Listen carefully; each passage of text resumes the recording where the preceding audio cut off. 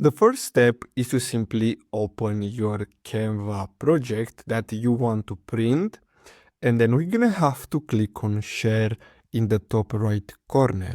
Now from here, we're gonna have to simply click on download and then click on file type. So make sure to select PDF print, and then from here, we're gonna have to simply click on download. Now we're gonna have to simply wait until this downloads, and then we're gonna have to drag this into our browser and open it.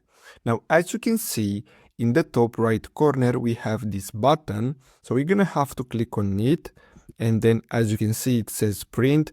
Of course, you're gonna have to make sure that your print is connected to your device. And then you can simply click on save. And that's all we have to do in order to print a Canva project. So I really hope you found this video helpful. Don't forget to like and subscribe.